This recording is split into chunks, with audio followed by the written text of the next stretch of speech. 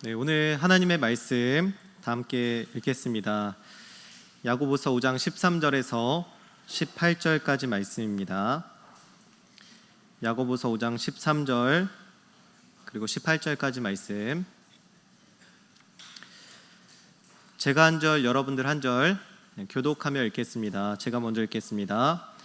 너희 중에 고난 당하는 자가 있느냐? 그는 기도할 것이요 즐거워하는 자가 있느냐? 그는 찬송할지니라.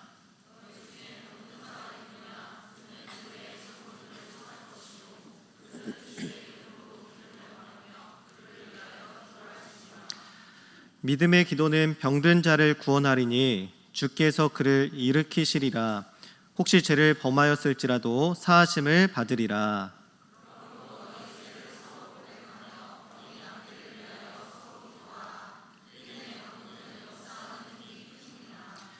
엘리야는 우리와 성정이 같은 사람이로되 그가 비가 오지 않기를 간절히 기도한즉 3년 6개월 동안 땅에 비가 오지 아니하고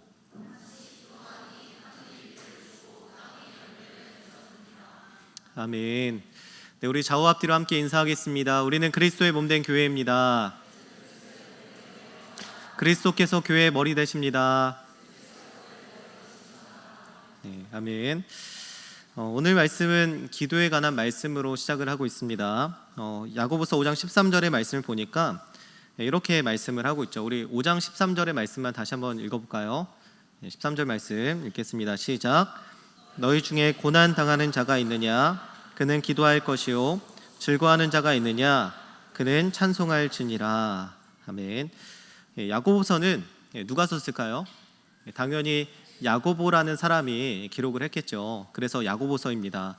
그런데 이 야고보서를 썼다고 생각하는 아주 유력한 3명의 사람들이 있어요. 그 중에 예수님의 12제자 중에 2명의 이름이 야고보라는 이름을 가지고 있습니다.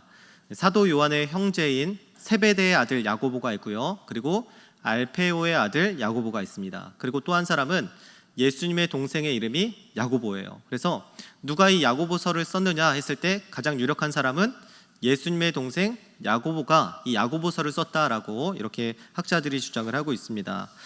그런데 예수님께서는 이 천사의 수태고지를 통해서 이 동정녀, 그러니까 처녀 때 이 예수님을 낳았기 때문에 예수님이 가장 맞이라는 거죠. 그러니까 가장 첫째예요. 그래서 당연히 야고보는 예수님의 동생이다. 그래서 우리가 예수님의 동생 야고보다라고 이렇게 얘기를 하는 것입니다.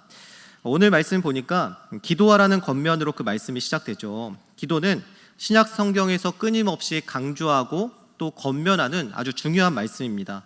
왜 그렇게 겉면하고 또 강조하겠습니까? 기도가 굉장히 중요하기 때문이라는 것입니다. 에베소서 6장 18절에 보니까 이런 말씀이 있습니다. 모든 기도와 간구를 하되 항상 성령 안에서 기도하고 이를 위하여 깨어 구하기를 항상 힘쓰며 여러 성도를 위하여 구하라. 또 데살로니가 전서 5장 17절에 보니까 쉬지 말고 기도하라. 또 히브리서 13장 18절 보니까 우리를 위하여 기도하라. 또 고린도후서 1장 11절 너희도 우리를 위하여 간구함으로 도우라. 이런 말씀들이 계속 기록되어 있죠. 그러니까 이것 말고도 이 성경에 보면 기도에 대한 겉면이나 강조에 대한 말씀들이 수두룩한 것을 우리가 성경에서 찾아볼 수가 있습니다. 성경이 왜 이렇게 기도에 대해서 강조하는 것일까요? 예수 그리스도를 믿는 사람들이 할 일이 없어서 정말 할 것이 없어서 쉬지 말고 기도하라 이렇게 강조하고 또 권면하는 것입니까? 그렇지 않다는 것이죠. 기도에 무언가가 있기 때문에 기도가 특별하기 때문에 우리 믿는 자들에게 기도가 너무나 중요하기 때문에 그리스도인들에게 기도가 유익이 되기 때문에 우리에게 기도하라라고 이렇게 말씀하고 있는 것입니다. 기도에도 아무런 변화가 없다면 기도했는데 더 나빠지고 기도했는데 더 해롭다면 왜 기도하라고 우리에게 권면을 하겠습니까? 기도할 때 무엇인지는 몰라도 어떤 일이 우리에게 유익으로 돌아오기 때문에 우리에게 기도할 것을 요청하고요, 강조하고 있는 것입니다. 그래서 기도는 우리가 아무리 강조해도 지나치지 않다는 것입니다. 이렇게 경건훈련에 대해서 너무 강조하면 이렇게 말하는 사람들이 있을지도 몰라요. 너무 율법적으로 신앙생활을 강조하는 것이 아닙니까? 기도와 말씀은 마음에서 우러나와야 하는 것이지 이렇게 강조한다고 해서 그게 됩니까? 그게 진짜입니까? 라고 이렇게 생각할 수도 있죠. 그런데 여러분, 예수님께서 십자가에 죽으시고 부활하시고 교회가 처음 세워졌을 때 예수님의 제자들도 율법적으로 기도했다는 것을 여러분 알고 계십니까? 당시 바리새인들이 하루에 3번씩 기도를 했거든요. 당연히 그렇게 기도했는데 그 전통을 이어받아서 예수님의 제자들도 하루에 3번 성전에 올라가서 기도를 했습니다. 그 장면이 사도행전 3장에 나오는 그 성전 미문에 앉아있는 자를 고쳐주는 그 장면, 그때 베드로와 요한이 성전으로 기도하러 올라갈 때 그 사람을 만나서 그렇게 고쳐주는 장면이죠. 그때 아주 유명한 말씀이 나옵니다. 베드로가 이르되 은과 금은 내게 없거니와 내게 있는 이것을 내게 주노니 나사렛 예수 그리스도의 이름으로 일어나 걸으라. 그러니까 예수님의 제자들도 율법적으로 하루에 3번씩 꼬박 기도했다는 거예요. 여러분, 율법적인 것이 무조건으로 나쁜 것이 아닙니다. 때로는 강제로 억지로 해야 되는 것도 있다는 것이죠. 훈련이 그런 쪽에 속합니다. 훈련은 억지로라도 그리고 강제로라도 해야 실력이 늘게 되어 있습니다. 신앙생활에도 마찬가지로 훈련이 필요한 영역이 존재한다는 것이죠. 그것이 무엇입니까? 기도와 말씀 묵상이라는 것입니다. 기도하는 것에 대해서, 말씀 묵상하는 것에 대해서 억지로 해야 한다는 말을 하면 그것이 불편하게 다가올 수도 있습니다. 하지만 억지로 기도하는 것이, 억지로라도 말씀을 보고 묵상하는 것이 하지 않는 것보다 100배는 유익하고 100배는 낫다는 거예요. 왜냐하면 기도와 말씀에는 능력이 있기 때문이라는 것입니다. 또 우리에게 무조건적으로 유익하다고 말씀하고 있기 때문이에요. 디모데전서 4장 8절의 말씀이죠. 우리 말씀을 같이 한번 읽겠습니다. 시작. 육체의 연단은 약간의 유익이 있으나 경건은 범사에 유익하니 금생과 내생에 약속이 있느니라. 경건 훈련이 유익하지 않다면 우리가 해야 될 필요성이 무엇이겠습니까? 일을 했는데 마이너스 1이 돼요. 일을 했는데 마이너스 2가 돼요. 그러면 우리가 해야 될 이유를 찾을 수가 없죠. 하지만 성경은 경건의 훈련이 우리의 영원성을 보장해 준다라고 말씀하고 있습니다. 지금 우리가 사는 삶뿐만 아니라 그 이후의 너머의 삶도 이 경건 훈련이 우리의 삶을 책임져 준다라고 말씀하고 있는 것이죠. 경건 훈련은 범사에 유익이 되기 때문에 해야 된다는 것입니다. 절대 손해가 없다는 거예요. 여러분들의 그 투자한 시간만큼 분명한 유익으로 우리에게 다가오는 것이 경건 훈련이다라고 말씀하고 있는 것입니다. 마태복음 5장 20절에는 이런 말씀이 있습니다. 내가 너희에게 이르노니 너희 의가 서기관과 바리새인보다 더 낫지 못하면 결코 천국에 들어가지 못하리라. 예수님은 제자들의 의가 서기관과 바리새인의 의보다 더 낫지 못하면 천국에 들어갈 수 없다라고 말씀하셨어요. 여러분, 서기관과 바리새인이 어떤 사람입니까? 당시에 하나님의 그 율법을 613가지의 계명을 절대 어기지 않기 위해서 노력하고 열심히 살아냈던 사람이 바로 이 서기관과 바리새인이라는 것이죠.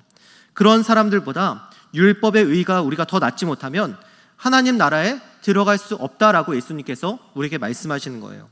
이것은 물론 우리가 서기관과 바리새인처럼 기계적으로 신앙생활을 해야 된다는 것을 우리에게 말씀하는 것이 아닙니다. 하지만 그렇다고 해서 우리의 행위가 그들보다 당연히 뒤처져도 된다, 이것을 말씀하는 것도 아니라는 것이죠. 우리는 꾸준한 경건 훈련을 통해서 성장해야 되고 단련되어야 한다는 것입니다. 여러분들이 기도와 말씀을 통해서 건강한 그리스도인으로 예수 그리스도께까지 자라나게 되시기를 예수님의 이름으로 축복합니다. 야고보서 5장 13절의 말씀을 다시 보니까 예수님의 동생 야고보는 고난 당할 때 기도하고 즐거울 때 찬송하라 라고 말씀하고 있습니다. 우리의 삶은 그래프가 요동치듯이 굴곡져 있습니다. 희노애락이 우리의 삶에 담겨 있습니다. 이 13절의 말씀은 우리의 삶의 환경과 상관없이, 그것이 고난이든 기쁨이든 즐거움이든 상관없이 하나님께 기도하고 즐거워하고 찬송하라 라고 말씀하는 거예요. 환경의 지배를 받지 말고 성숙한 신앙인으로서 항상 기도하고 항상 하나님 앞에 찬송하는 자들이 되어야 한다라고 말씀하고 있는 것입니다. 여기서의 고난은 여러 가지 상황을 의미하죠. 병들었을 때를 의미하기도 하고요, 큰 시험이 찾아왔을 때, 우리 주변 상황에서 쉽게 볼 수 있는 여러 가지 모든 환난과 고난을 포함하고 있습니다. 그때 그러한 고난을 당했을 때 우선 기도하라는 거예요. 다른 것 먼저 하지 말고, 다른 것 먼저 찾지 말고 하나님께 기도하라라고 말씀하고 있는 것입니다. 이것은 기도 외에 다른 것을 하지 말라는 이야기가 아닙니다. 이것은 하나님 외에 다른 것을 찾지 말라는 이야기가 아니라는 거예요. 병들었을 때 우리는 병원에 가야 하고요. 마음이 어렵고 힘들 때는 친밀한 사람들에게 털어놓을 수 있어야 합니다. 재정적인 어려움이 있으면 대출을 받을 수도 있고요. 다른 사람의 도움을 얻을 수도 있다는 것입니다. 그런 것을 아예 하지 말거나 아예 찾지 말라는 게 아니에요. 성경에서 우리에게 말씀한 것은 우선순위를 명확히 하라는 것이죠. 아프면 병원 가기 전에 먼저 기도하라는 것입니다. 어려운 상황에 닥치면 사람을 먼저 의지하기 전에 하나님을 의지하고 하나님께 먼저 기도하라라는 것을 우리에게 말씀하고 있는 것입니다. 또 야고보서 5장 14절에는 이렇게 말씀합니다. 우리 14절의 말씀도 같이 읽겠습니다. 시작. 너희 중에 병든 자가 있느냐? 그는 교회의 장로들을 청할 것이요 그들은 주의 이름으로 기름을 바르며 그를 위하여 기도할지니라. 아멘. 이 말씀에서 뭐라고 말씀하고 있습니까? 병든 자가 있으면 장로들을 불러서 기도하라라고 말씀하고 있어요. 그러니까 장로들을 불러서 다른 것 먼저 하지 말고 장로들을 불러서 먼저 기도하라라고 우리에게도 동일하게 요청하고 있는 것입니다. 여러분, 여기서 장로라는 것은 장로들이 어떤 특별한 능력이 더 있어서 그들을 부르라는 것이 아닙니다. 기도의 능력이 있지, 하나님께 능력이 있지, 사람에게 능력이 있는 것이 아닙니다. 그래서 14절은 뭐라고 말씀하냐면 주의 이름으로 기도하라라고 말씀하고 있는 거예요. 다른 것을 의지하지 말고 주의 이름으로, 장로들의 이름을 의지하지 말고 목사들의 이름을 의지하지 말고 주의 이름으로 기도하라라고 말씀하고 있는 것입니다. 다만 장로들을 부르는 이유가 무엇입니까? 장로가 당시의 교회의 지도자를 의미하기 때문에 병든 자가 혼자 기도할 수 없을 때, 또 공동체적으로 기도가 필요할 때 장로들을 불러서 함께 기도하라고 우리에게 요청하고 있는 것입니다. 2주 전에 한 개의 문자를 받았습니다. 행복축제 때 전도 대상자를 위해서 기도해 달라는 그런 문자였습니다. 저는 온 지 얼마 안 돼서 여러분들의 이름과 얼굴을 아직 다 파악하진 못했습니다. 여러분들의 이름은 들었어도 얼굴은 잘 모르고요. 얼굴은 알아도 이름은 잘 모를 수도 있습니다. 그 청년이 저에게 자기가 누군지 이름과 그리고 청 소속을 밝혀서 이렇게 문자를 보냈어요. 아직 저도 얼굴은 잘 모르는데요. 근데 제가 여러분들이 하고 싶은 말은 뭐냐면 그 청년이 자기의 전도 대상자를 위해서 간절한 마음을 가지고 기도해달라고 문자를 저에게 보냈다는 거예요. 여러분, 그 문자를 받고 제가 기도를 하겠습니까? 안 하겠습니까? 기도를 하겠죠. 제가 그 문자의 내용을 붙들고 새벽마다 기도에 나가서 기도를 하겠습니까? 안 하겠습니까? 기도를 한다는 거예요. 열심히 간절한 마음으로 그 청년의 기도 제목을 붙잡고 기도하고 있다는 것입니다. 교회의 지도자라고 해서 특별한 능력이 있는 것은 아니죠. 아마 능력치로 본다면 여러분들이 저보다 더 뛰어날 것입니다. 오늘 이 호산나 찬양대가 찬양하는 거 보니까 저보다 찬양을 훨씬 잘하더라고요. 저는 찬양을 잘 못하는데 어쨌든 제가 여러분들보다 더 잘하는 것은 많이 없을 수도 있어요. 그러나 제가 여러분들보다 더 많이 하는 것은 있죠. 무엇입니까? 기도를 여러분들보다는 더 많이 할 것입니다. 여러분, 그런 문자를 보면, 그런 기도 제목을 보면 기도를 안 할 수 없다는 거예요. 그렇기 때문에 여러분, 기도해달라고 부탁하십시오. 기도해달라고 문자를 보내셔도 돼요. 오늘부터 기도 문자가 쏟아져 들어올 것 같은데 여러분, 기도 제목을 저한테만 말고 전도사님들에게도, 장로님에게도, 그리고 임원들에게도 그렇게 보내주십시오. 그러면 기도해 주실 거예요, 여러분. 저에게도 좀 보내주시고 그렇게 기도하겠습니다, 여러분. 우리가 있는 이유가 무엇입니까? 기도하려고 이 자리에 서 있습니다. 야고보서 5장 15절 말씀은 또 이렇게 기록하고 있습니다. 우리 15절 말씀도 같이 읽겠습니다. 시작. 믿음의 기도는 병든 자를 구원하리니 주께서 그를 일으키시리라. 혹시 죄를 범하였을지라도 사하심을 받으리라. 아멘. 이 말씀에 보니까 믿음의 기도는 병든 자를 구원한다라고 말씀하고 있습니다. 우리가 기도할 때 병든 자가 치유된다는 거예요. 이전 교회에 있을 때 이 병든 사람들을 위해서, 병세가 심각한 분들, 위태로운 분들, 암으로 고생하시는 분들을 위해서 교회가 열심히 기도했던 적이 있습니다. 물론 우리 교회도 지금 금요일마다 새벽마다 기도하고 있습니다. 그런데 이전 교회의 경험들을 말씀을 드리는 거예요. 그렇게 금요 예배와 새벽 예배 때 그 환우들의 이름을 불러가며 환우들을 위해서 기도했습니다. 그렇게 기도하면 병원에서 시한부 판정을 받은 사람들, 그리고 원인을 알 수 없어서 의식불명이 된 분들, 그리고 여러 가지 상황으로 인해서 굉장히 아파하는 사람들이 치유되고 또 낫게 되는 것을 종종 보게 되었습니다. 물론 기도한다고 모든 병이 낫진 않아요. 그렇다면 교회에 아픈 사람이 한 명도 없겠죠. 그러나 우리가 기도했을 때, 우리가 간절한 마음으로 기도했을 때, 믿음으로 기도했을 때 의사들이 할 수 없다는 그 일들을, 의사가 가능성이 없다라고 말한 그 일들이 회복되어지고 치유되고, 그리고 하나님의 역사가 일어나는 것들을 보게 된다는 것입니다. 물론 다 그렇게 낫진 않지만, 그러나 그런 일들이 꽤나 자주 발생하게 된다는 거예요. 그래서 우리는 믿음으로 기도해야 된다는 것입니다. 믿음의 기도는 병든 자를 구원하고요, 그를 일으키기 때문이라는 거예요. 하나님께서 사랑의 하나님이시라는 것을 믿고, 하나님께서 우리를 치유하실 수 있는 능력을 가지신 분이라는 것을 믿고, 하나님이 그 자녀의 기도, 그 백성의 기도를 들으신다는 것을 믿고 우리가 하나님께 믿음으로 기도해야 된다는 것입니다. 그럴 때 하나님께서 우리의 기도를 들으시고요, 능력을 베푸신다는 것이죠. 여러분, 허공에 메아리 치는 것처럼 기도하지 마시고 하나님께서 치유하실 수 있다는 그 믿음을 가지고 기도해야 된다는 것입니다. 또 야고보서 5장 16절은 이렇게 말씀하고 있습니다. 우리 16절 말씀도 같이 읽겠습니다. 그러므로 너희 죄를 서로 고백하며 병이 낫기를 위하여 서로 기도하라. 은혜 간구는 역사하는 힘이 큼이니라. 아멘. 이 말씀에서도 뭐라고 기록하고 있습니까? 첫 번째로 죄를 서로 고백하고 병 낫기를 위해 기도하라 라고 말씀하고 있습니다. 여러분, 왜 죄를 고백해야 합니까? 왜 우리가 서로 죄를 고백해야 합니까? 죄야말로 하나님과 우리 사이를 가로막는 가장 큰 원인이기 때문이라는 것이죠. 죄가 하나님과 우리 사이를 가로막기 때문에 우리 기도가 하나님께 상달되지 않는다는 거예요.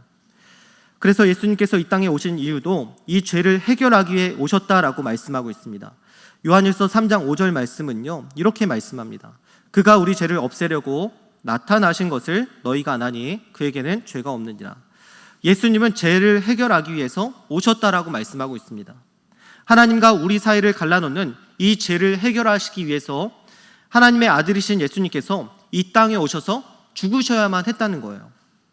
예수님께서 인간이 되셔서 우리를 대신해서 죽으셔야 할 정도로 이 죄가 치명적이라는 것을 우리에게 말씀하고 있는 것입니다. 여러분, 우리가 죄를 심각하게 생각 안 하고 가볍게 그렇게 치부하는 경향이 있는 것 같습니다. 그래서 죄에 대해서 쉽게 타협하고요, 온 마음과 힘을 다해서 이 죄를 거부하지 않고 있다는 거예요. 여러분, 죄는 항상 죽음을 나타냈습니다. 구약에서도 죄를 짓는 자는 항상 하나님 앞에 그 제물을 가져가서 바쳐야 됐죠. 그럼 그 제물은 어떻게 됩니까? 100% 다 죽임을 당했습니다. 그게 죄에 대한 결과라는 거예요. 죄는 항상 죽음을 낳는다는 것을 우리에게 말씀하고 있는 것입니다. 그만큼 죄는 예수님께서 우리를 대신해서 죽으셔야 할 정도로 치명적이고 그리고 무서운 것이라는 겁니다. 그래서 우리는 죄와 싸워야 하고요, 죄를 단호히 거부해야 된다는 것입니다. 죄를 심각하게 여겨야 된다는 거예요. 여러분들이 항상 성령님의 도우심을 받아서 날마다 죄와 싸워 승리하시는 여러분들이 되시기를 예수님의 이름으로 축복합니다. 죄를 해결하신 예수 그리스도로 인해서 우리는 이제 예수님처럼 부활의 소망을 가지게 되었습니다. 여러분, 부활은 단지 죽은 몸이 다시 살아나는 것만을 의미하지 않죠.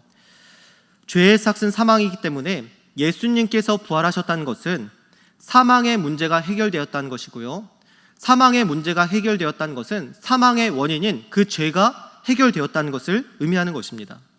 그러므로 부활은 더 이상 우리가 이 죄와 사망의 지배 아래에 있지 않고 하나님의 통치 아래에 있다는 것을 의미하는 거예요.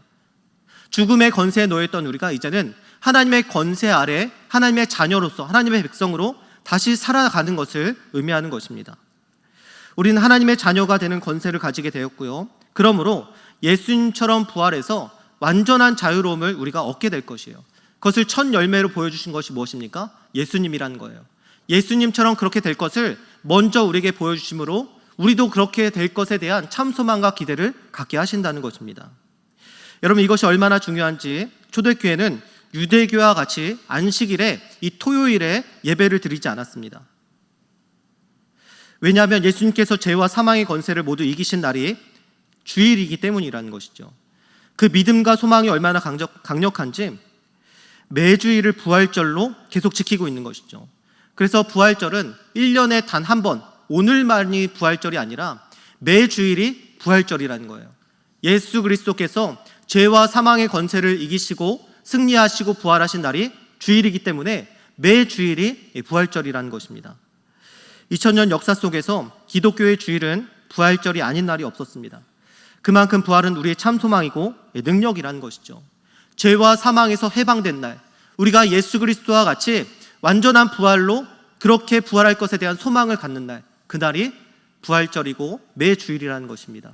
그래서 우리는 매주일 예배를 드릴 때마다 그 부활의 소망을 간직하고 하나님을 찬양하고 또 우리가 예수 그리스도와 같이 그렇게 될 것에 대한 기대함으로 하나님을 예배하고 또 찬양하고 영광을 올려드려야 된다는 것입니다.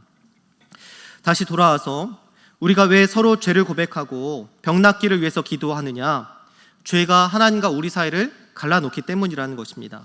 그래서 죄를 고백하고요, 죄 용서함을 받은 가운데 우리가 기도해야 된다는 것입니다. 그럴 때 의인의 간구는 역사하는 힘이 크다는 것이죠. 여러분, 한 주 동안 열심히 죄를 짓고 뻔뻔하게 죄를 짓고 하나님께 기도하면 하나님께서 들어주시겠습니까? 안 들어주신다는 거예요. 죄가 하나님과 우리 사이를 갈라놓았기 때문이라는 것이죠. 그럴 때마다 우리는 하나님께 나아가 죄를 용서하시기를 간절히 간구하고 또 예수 그리스도의 이름으로 죄사함을 위해서 기도해야 합니다. 그럴 때 하나님께서 우리의 죄를 용서하시고요, 의인으로 보아주시고 우리의 기도를 들어주신다는 거예요. 그렇다고 죄를 막 짓고 용서를 구하고 또다시 죄를 짓고 또다시 용서를 구하고 또다시 죄를 짓고 이런 것은 안 된다는 것이죠. 여러분, 회개한다는 것은 무슨 뜻입니까? 돌이킨다는 뜻을 가지고 있죠.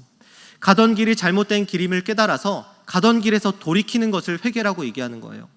다시는 그 잘못으로 돌아가지 않겠다, 내가 다시는 그 똑같은 죄를 다시는 짓지 않겠다라는 이 각오와 결단으로 기도하는 것이 바로 회개라는 것입니다.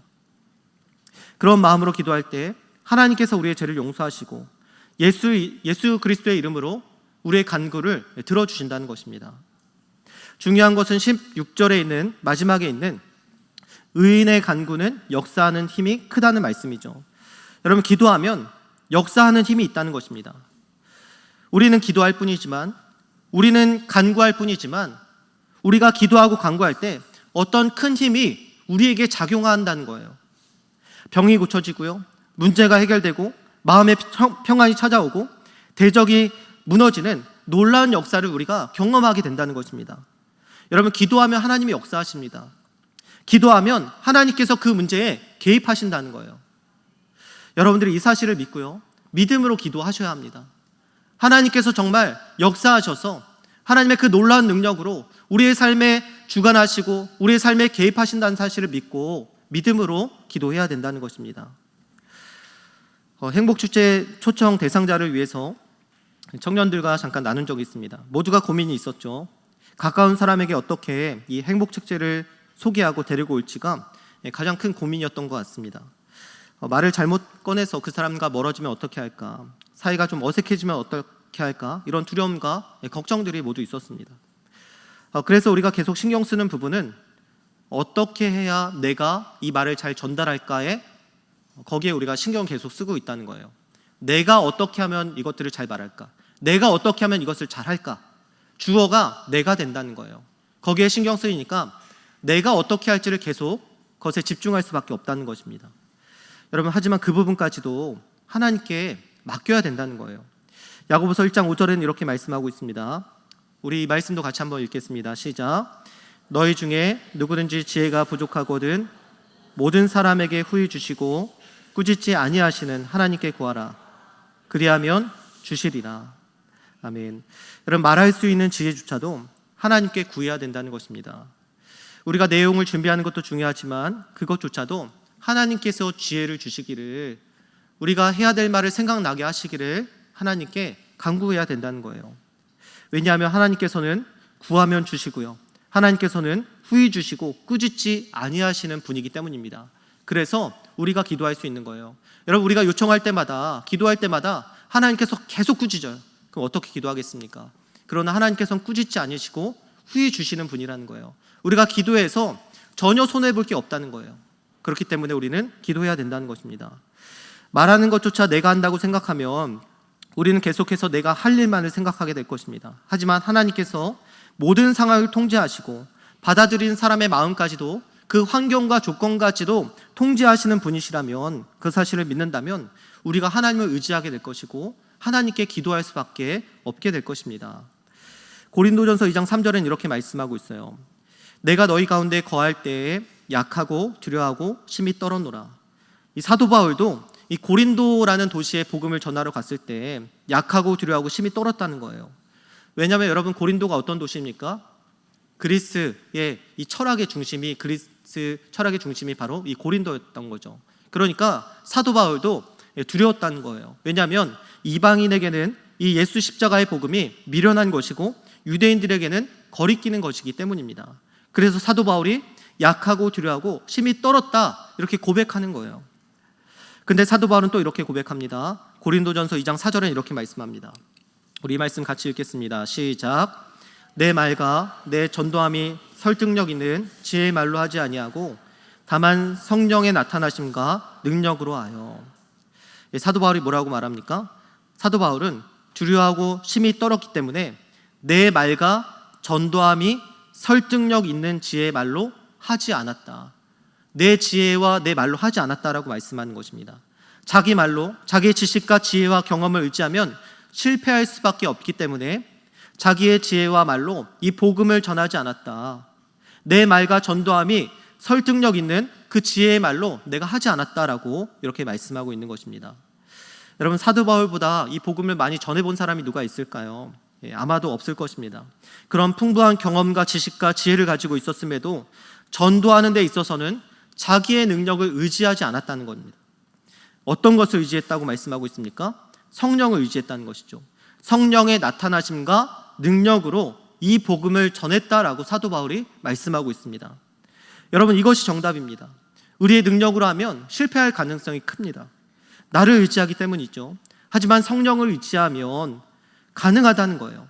여러분, 2000년 기독교 역사 속에서 가장 많이 사람들의 마음을 만지시고 움직이시고 돌이키신 분이 누굴까요? 바로 성령님이라는 거예요. 성령께서 이 복음 전도의 전문가시라는 거예요. 성령께서 이 전도의 프로시라는 거예요. 그러니까 우리는 내가 주체가 되지 않고 성령께서 이 전도의 모든 과정 가운데 주체가 되시도록 내어드려야 된다는 것입니다. 이전에 있던 교회의 청년부 새가족 교육이 우리 교회 새가족 교육과 똑같았습니다. 그때 새가족 교육을 제가 다 담당해서 했거든요. 몇십 명의 이 새가족 교육을 다 했는데 단 한 명을 제외하고 모두가 교회에 정착을 했습니다. 제가 목사라서 더 많이 알고 있어서 그렇게 된 게 아니라는 거예요. 제가 잘했다고 제가 제 자랑을 여러분들에게 하고 있는 게 아닙니다. 제가 그렇게 해왔지만 수십 명의 청년들 그렇게 새가족 교육을 했지만 저는 항상 새벽마다 그 청년들을 위해서 간절히 기도했습니다. 그 새벽 때 그 새가족 교육을 위해서 하나님 그 가운데 역사해 주십시오. 하나님 그 청년들의 마음을 움직여 주시고 그 청년들의 마음에 이 복음이 들어갈 수 있도록 도와주십시오. 제 입술을 열어서 복음을 담대하게 전하게 해주시고 제 입술을 통해서 그들에게 말할 수 있는 부분들을 잘 말할 수 있도록 하나님 지혜를 허락하여 주십시오. 이렇게 그 청년들을 위해서 기도했다는 거예요. 제 능력이 뛰어나서가 아니라 제가 무엇인가를 잘 말해서가 아니라 성령께서 함께 하시니까, 성령께서 역사하시니까, 기도하니까 그렇게 된다는 겁니다. 제 아내가 직장으로 다니는 인성초등학교가 있습니다. 인천에 있는 학교인데요. 그런 슬로건을 가지고 있습니다. 하나님이 가르치시고 우리가 섬깁니다. 여러분, 실제로는 누가 가르칩니까? 교사들이 가르치죠. 당연히 교사들이 가르칩니다. 그러나 하나님이 가르치시고 자신들은 섬긴다는 거예요.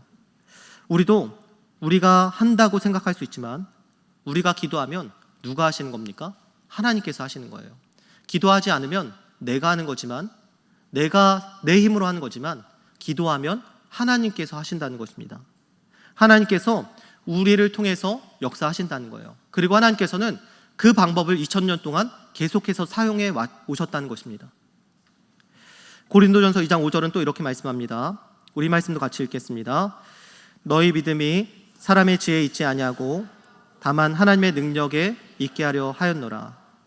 사도 바울은 너희의 믿음이 사람의 지혜에 있지 않고 하나님의 능력에 있다라고 말씀하고 있습니다.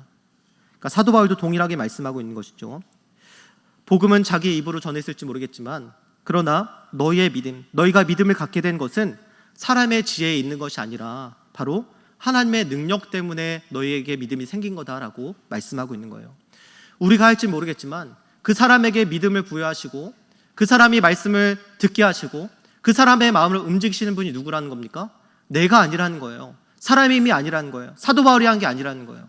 하나님께서 능력 가운데 행하셨다는 것을 사도 바울이 고백하는 거예요. 그 수많은 사람들을 전도하고 수많은 교회를 세웠던 사도 바울이 우리에게 말씀하고 있는 것입니다. 사람의 지혜로 하려고 하지 말아라. 사람의 능력으로 하려고 하지 말아라. 하나님을 의지하고 기도하고 하나님께 맡겨라. 하나님께서 복음 가운데 역사하실 것이다 라고 우리에게 말씀하고 있는 것입니다. 절대 자기가 능수능란하게 조리 있게 말을 잘해서 믿음이 생긴 것이 아니라는 것입니다. 하나님의 능력이 역사했기 때문에 가능했다는 것이죠. 그러니까 상대방의 상황도 맡기고 상대방의 마음도 맡기고 나의 입술도 하나님께 맡기면 된다는 것입니다. 그러기 위해서 내가 주체가 아니라 성령께서 역사하시기 위해서 기도하시고 성령께 이 모든 상황들을 맡겨드려야 된다는 것입니다. 성경에 나오는 믿음의 사람들도 자신들이 할 수 없음을 인정하고 자신의 환경과 상황을 컨트롤할 수 없음을 인정하고 하나님께 간구했습니다.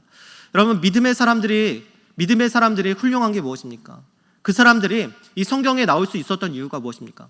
그 사람들이 특별해서? 그 사람들이 능력이 많아서 그랬습니까? 그렇지 않다는 거예요. 그 사람들이 하나님을 의지했기 때문에 성경에서 주목하고 있는 거죠. 그들의 믿음과 그들의 신앙 가운데 하나님을 의지하고 기도했기 때문에 성경에서 그들의 삶을 주목하고 있는 것입니다. 아브라함도 기도했고요, 야곱도 기도했고, 모세도 기도했고, 다윗도 기도했고, 솔로몬도 나라를 다스릴 수 있는 지혜를 하나님께 간구했을 때 하나님께서 들어주셨다는 거예요. 그들이 다 잘해서 다 모든 것이 완벽해서가 아니라 하나님께 기도했기 때문에, 하나님을 의지했기 때문에 하나님께서 그들과 함께 하시는 삶을 살 수 있었던 것입니다. 오늘 말씀에서도 기도했던 또 한 사람이 등장하고 있습니다. 야고보서 5장 17절 18절 말씀, 우리 두 절의 말씀도 같이 읽겠습니다. 시작. 엘리야는 우리와 성정이 같은 사람이로되 그가 비가 오지 않기를 간절히 기도한즉 3년 6개월 동안 땅에 비가 오지 아니하고 다시 기도하니 하늘이 비를 주고 땅이 열매를 맺었느니라. 엘리야가 말씀에서 등장하죠. 여기서 중요한 것은 엘리야가 어떤 사람이라는 겁니까? 우리와 성정이 같은 사람이로되 라고 말씀하고 있는 부분이에요. 우리와 똑같은 사람이었다라고 말씀하죠. 또 사도행전 14장 15절은 이렇게 말씀해요. 이르되 여러분이요 어찌하여 이러한 일을 하느냐, 우리도 여러분과 같은 성정을 가진 사람이라. 누가 한 말입니까? 사도 바울이 한 말이죠. 사도 바울도 우리와 똑같은 성정을 가진 사람, 우리와 똑같은 사람이다라고 우리에게 말씀하고 있어요. 그들이 특출나거나 월등한 능력이 있는 사람이 아니라는 것입니다.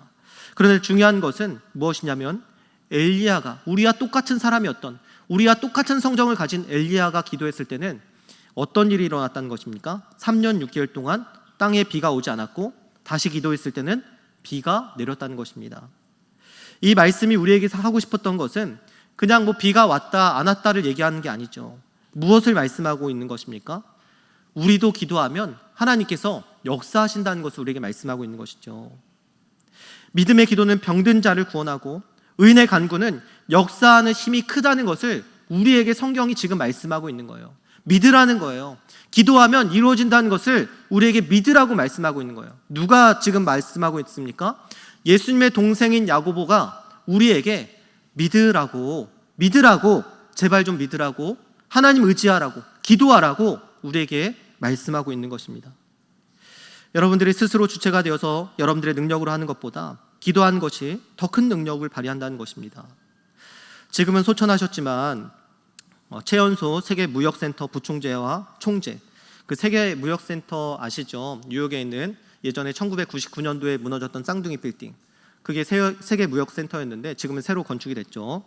그 세계 무역센터의 총재와 부총재, 그리고 노벨상 위원회 부위원장, 옥스퍼드 대학교 종신 교수를 지냈던 분이 우리나라 분이었어요. 이희돈 장로님이라고 이희돈 장로님이 계셨는데, 그분은 15분마다 스케줄이 짜여 있는 살인적인 일정을 소화하고 살았습니다. 그런데도 그분이 항상 하는 것이 있었어요. 절대 빼먹지 않고 하는 것이 있었는데, 그것이 뭐냐면 새벽 4시에 일어나서 교회에 가서 새벽 기도하는 일을 절대 빼먹지 않았다는 거예요. 15분마다 계속해서 스케줄이 짜여 있고 잠도 부족하고 해야 될 것이 산더미처럼 많지만, 그러나 그 새벽 기도는 절대 빼먹지 않았다는 거예요. 왜냐하면 그분의 삶의 원동력이 기도에 있었기 때문이라는 것입니다. 그의 비서가 이런 살인적인 스케줄을 잘 알고 있었기 때문에 그에게 이렇게 물어보는 거죠. 그 시간에 쉬지 않고 왜 기도하느냐, 이렇게 물었다는 것이죠. 그때 이희돈 장로님이 이렇게 이야기했습니다. 자기가 바보도 아니고 나처럼 바쁜 사람이 왜 그 시간에 기도하겠느냐, 기도가 이루어지지 않으면 왜 기도하겠느냐라고 이렇게 대답을 했습니다. 그리고 또 한마디 이렇게 얘기했죠. 기도하면 되기 때문이다. 기도하면 되기 때문에 내가 그 바쁜 스케줄과 일정 속에서도 기도를 놓을 수 없다라고 얘기하는 것입니다. 또 어떤 사람이 이희돈 장로님의 간증과 많은 기적들을 듣고 그거 우연 아닙니까? 공부도 많이 하신 분이 어떻게 그런 말씀을 하실 수 있습니까? 라고 이렇게 질문을 한다는 것이죠. 그때 또 이렇게 대답합니다. 어떻게 그 많은 우연이 기도할 때만 이루어질 수 있을까요? 라고 대답을 했다는 것입니다. 여러분, 이희돈 장로님 뿐이겠습니까? 기도에 대한 간증이 얼마나 많이 넘쳐나고 있습니까? 저도 기도했을 때 하나님께서 역사하시는 일들을 많이 봤고요. 여러분들도 개인적으로 기도했을 때 하나님께서 역사하시는 것들을 분명히 경험하셨을 것입니다. 출애굽한 이스라엘 백성 1세대가 이 광야에서 실패한 이유가 무엇입니까? 하나님께서 행하셨던 그 일들을 계속 잊었기 때문이라는 거예요. 의심했기 때문이라는 것입니다. 우리는 나에게 행하셨던 그 놀라운 은혜를 기억해야 된다는 것입니다. 그리고 하나님께 기도해야 된다는 것이죠. 여러분, 기도하면 됩니다. 오늘 말씀도 쭉 둘러보면 어떤 내용입니까? 기도하라는 거예요. 그러면 된다는 것입니다. 기도하면 기도의 역사가 일어난다는 것입니다. 특별히 행복축제가 이제 한 주 앞으로 다가왔습니다. 사랑하는 사람들에게, 주변 지인들에게 행복축제를 초대하는 일이 결코 쉽지 않을 거예요. 여러분들의 가족들에게 그것을 초대할 때 마음이 떨릴 거예요. 그러나 여러분, 기도하면 된다는 거예요. 여러분, 우리는 쉽지 않기 때문에, 우리가 하기에 너무나 벅차기 때문에 우리는 기도해야 된다는 것입니다. 여러분, 사탄은 공중권세 잡은 자이고 우는 사자와 같이 두루 삼킬 자를 찾고 있다라고 말씀하고 있습니다. 여러분, 공중권세 잡은 자를, 우는 사자와 같은 자를 우리가 어떻게 이길 수 있겠습니까? 지식으로든 지혜로든 능력으로든 우리는 사탄에게 게임이 안 되는 사람들이에요. 우리의 능력만 봤을 때는 절대 그들의 지혜와 능력을 앞설 수 없는 사람들이라는 것입니다. 여러분, 우리가 그 사탄의 계계와 방해를 뚫고 성공하는 일은 하나님께 기도하며 성령의 능력을 구하는 일에 달려있음을 여러분들이 믿으시길 바랍니다. 성령께서 역사하셔야만 그 모든 상황을 해결할 수 있다는 것입니다. 사랑하는 사람을 위해서 기도해야 되지 않겠습니까? 야고보서 5장 17절에 보면 엘리야도 간절히 기도한 적이라고 표현하고 있습니다. 믿음의 사람이었던 엘리야, 성경에 나오는 그 위대한 엘리야도 간절히 기도했다라고 말씀하고 있습니다. 여러분, 엘리야가 간절히 기도했으면 우리는 얼마나 더 간절히 기도해야 되겠습니까? 엘리야가 비가 오지 않기를 간절히 기도했다면 한 영혼이 돌아오는 일에 우리는 더 얼마나 열심히 간절함으로 기도해야 되겠습니까? 정말 그 영혼이 주님께 돌아오기를 간절히 원한다면, 정말 그 영혼을 사랑한다면 남은 일주일 우리가 마음을 다해서, 힘을 다해서 열심히 기도해야 되지 않겠습니까? 열심히 하나님 앞에 그 영혼을 위해서 간절히 기도해야 되지 않겠습니까? 그 영혼을 위해서 여러분들이 무엇을 열심히 하는 것도 중요하지만 기도하는 것이 더 중요합니다. 여러분, 기도 외에는 답이 보이지 않습니다. 기도 외에는 답이 없습니다. 이번 한 주 여러분들이 하나님께서 말할 수 있는 담력과 지혜를 주시기를, 그 영혼의 마음에 부드러운 마음을 주시기를, 그 영혼이 초청될 수 있는 모든 여건과 환경을, 그 상황을 열어주시기를 여러분들이 기도하시기를 바랍니다. 그래서 여러분들 기도할 때 하나님께서 역사하시고 하나님께서 이루어 가신 일들을 여러분들 두 눈으로 목도하시길 바랍니다. 그래서 이번 행복축제가 정말 우리에게 행복이 되는 축제, 정말 우리에게 기쁨이 되는 축제, 정말 내 사랑하는 사람들이 다시 신앙을 회복하고 주님께 돌아오는 그 놀라운 믿음의 축제, 영광의 축제가 되기를 예수님의 이름으로 축복합니다.